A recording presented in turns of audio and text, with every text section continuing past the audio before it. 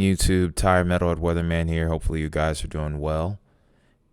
If you had happened to have seen my post earlier today, then you pretty much know what this video is about. We're just going to go ahead and jump right into it here. Storm Prediction Center today has issued a very rare Day 7 slight risk. We don't see this often unless you have a reasonable amount of confidence that there's going to be a severe weather setup of some kind. And this definitely looks to be the case. We kind of went over it in yesterday's video. Somewhere between the 13th and the 15th, we were looking at the potential for severe weather as we will be closing towards the middle of the month. And thus this is populated now, because we were seeing it on both the GFS and Euro. So this isn't surprising that they would eventually call this here. I also think there's some potential for an extension of this heading into day 8 or the 13th. Maybe even on tomorrow's day 8, which would be the 14th, I do see some chance of severe potential as well. Whether they will have the same confidence as they do in this day is yet to be seen.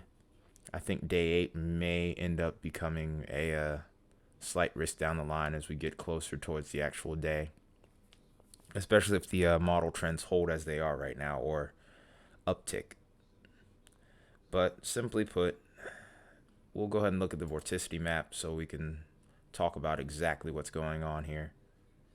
So first things first, I'm going to get this to load, and I'll click the sounding. Oops. So now you know what a freeze sounding looks like. Ha. But here we are. We're looking more towards the 12th. This is the 12Z Euro, by the way. So this is a little bit behind right now.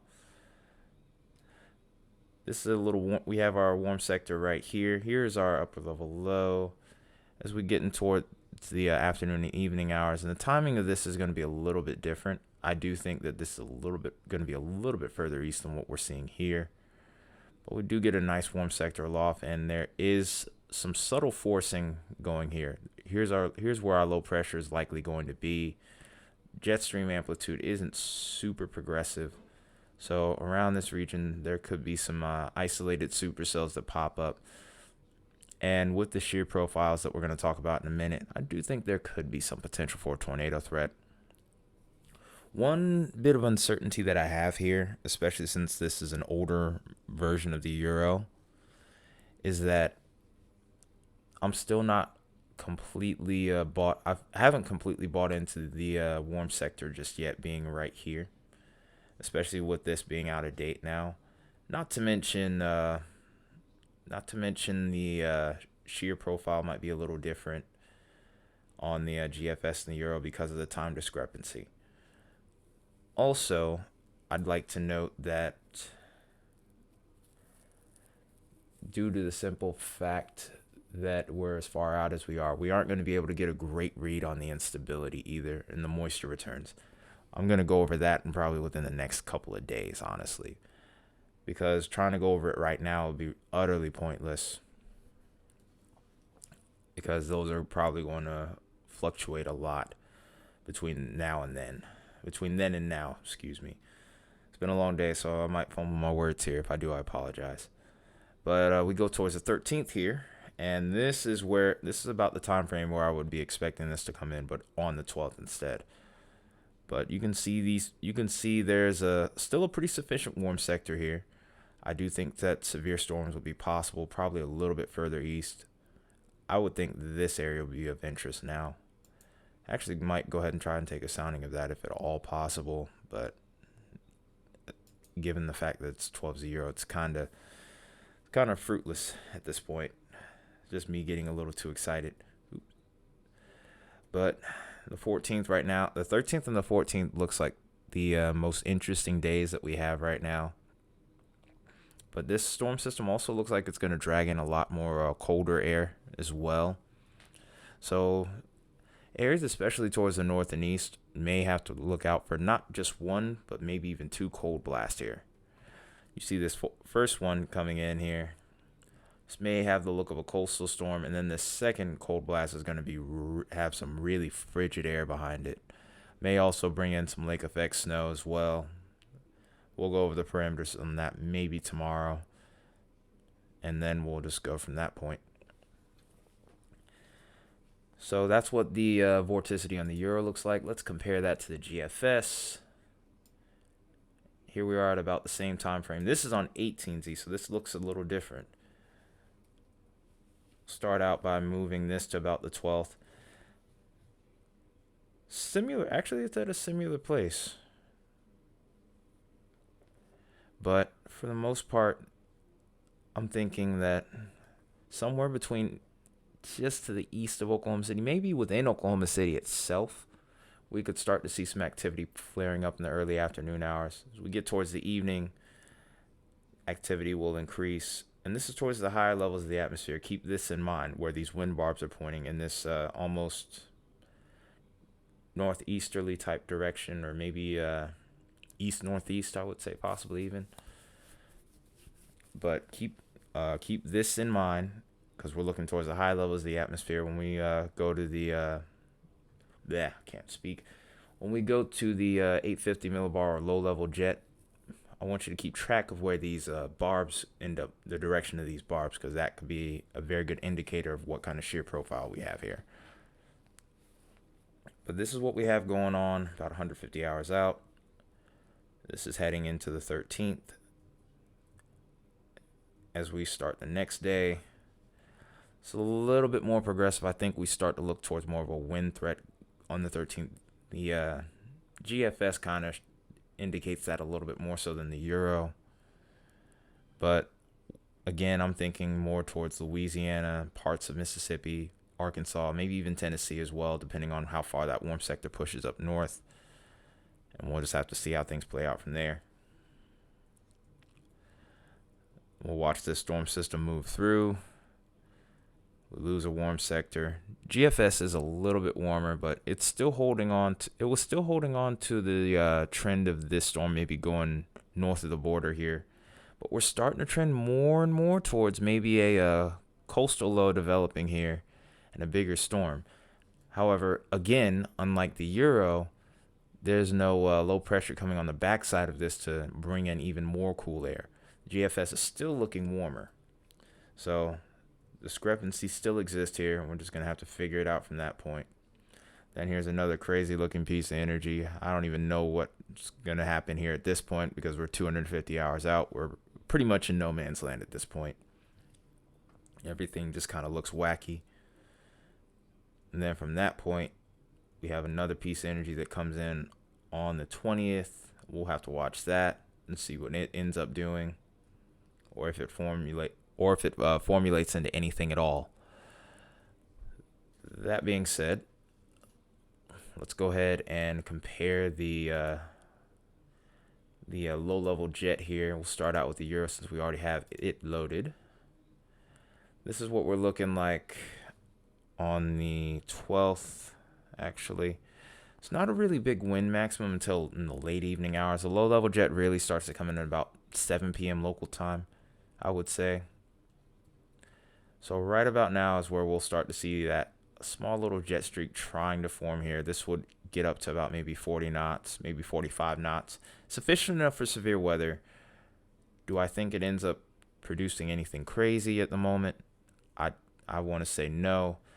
And this is partially why. There's still a lot of uncertainty. And I don't really like looking at the soundings and hortographs on tropical tidbits. A little bit tougher to read. You kind of have more visuals with pivotal weather, which I kind of like. But as you can see here, we have no sort of honing in on the capes. Temperatures at 57 degrees around this time, so there's a lot of questions with that. Could be just me picking the wrong spot here, but one thing to note here, though, you remember how on the Euro we were looking at these little bars pointing this way towards the surface. They're pointing almost northward, so we do get a decent moisture return from this, I'd like to think. Not to mention, we have a little bit of directional shear that's established. Now, what happens in the mid-levels is going to be a question, but I do think that we're going to have a decent amount of directional shear, maybe some speed shear to go with it, and this will produce some severe weather. The type of mode, I think, is still up in the air. I do think discrete supercells are possible, though. We go towards the 13th, and this is when that low-level jet really starts to kick in as this low begins to strengthen. Looking at a 995 millibar low, pretty strong. And then as we look towards the 18th, might have to keep an eye on this area right here for a potential severe development as well. I think just out ahead of this might be a point of interest, but we'll see what happens with that. And then on the 14th, the storm really starts to go crazy here with this low-level jet here. We have a little pocket here that's sitting at about 80 knots at the low levels of the atmosphere. I feel like that's a little bit bullish, but we'll have to see what happens with that.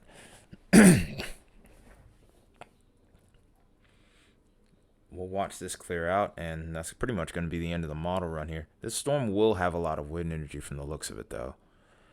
Jeez, look at that. Look right here. This almost has the strength of a hurricane, I would say, almost, because about 65 knots is about where we start to reach Category 1 hurricane status. But to see this at the low levels of the atmosphere is incredible. I honestly think this is overdone. I think this could be a little glitch. We'll see if this holds, though, because if so, that's insane. Wow. And then we'll watch that move off, and that will be a historic storm if that holds together. This thing looks like it's going to be big time if it really ends up being like this.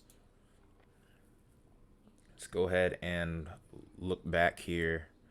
Got to rewind that back. It's another thing I'm not a fan of when it comes to this, to tropical tidbits here. All right, so here we are looking at the 12th, or the late evening hours of the 11th, actually. And then here we are on the 12th, and this is where things get a little messy here. Started to get a wind maximum a little bit earlier here, and this also, again, could be because the fact that I'm looking at a 12Z Euro versus the 18Z GFS. But this is an interesting little spot right here. This looks like a little bit of a jet streak starting to form, and the GFS has it a bit stronger. We'll try and look at a sounding again, and here we go. This is a lot more responsive. And we also have a pretty impressive storm relative helicity here. We're looking at 305 meters squared. So that's more than sufficient enough for tornadoes, maybe even a strong one possibly. Good dew points, good cape values as well. We have a mixed layer cape of 1308 joules per kilogram. More than sufficient enough for severe weather. In fact, it's almost ideal for discrete supercells as well. Have a good moist sector as well. Temperatures are in the mid to upper 60s. Dew points in the 60s. This looks alarming right here. So we're going to have to watch this southeastern corner of Oklahoma in particular on the 12th, according to the GFS. But when we move this further along, this strengthens even more as we get into the overnight hours. Still plenty of cape. In fact, there's even more cape now, where we're looking at almost 1,600 joules, over 1,600 joules per kilogram. Very rich dew points, near 70 degree temperatures. Storm relative helicity is a little bit lower, but that still says a lot to how this stacked the shear profile is with this environment. And this is always a thing you have to look out for when it comes to these severe weather events during the fall and the winter.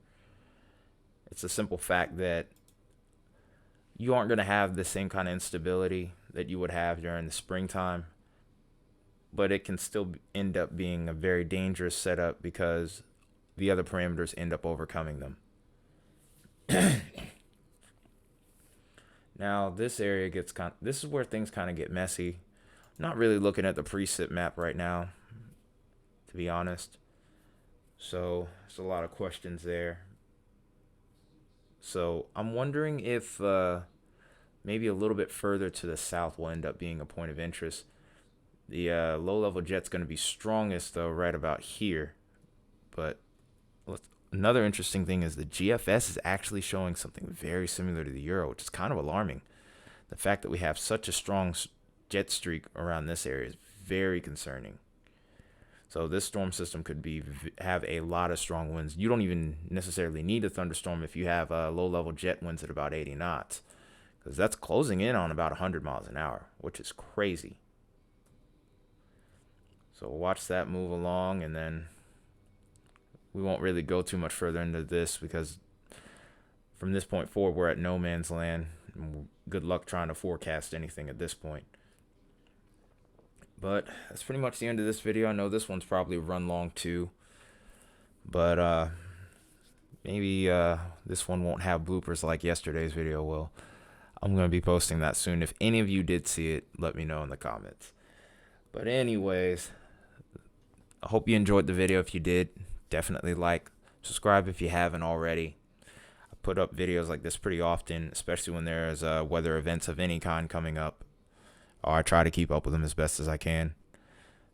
But anyway, this has been Tire Metalhead Weatherman. You guys have a good night. I'll see you in the next one, which will probably be tomorrow. Take care until then.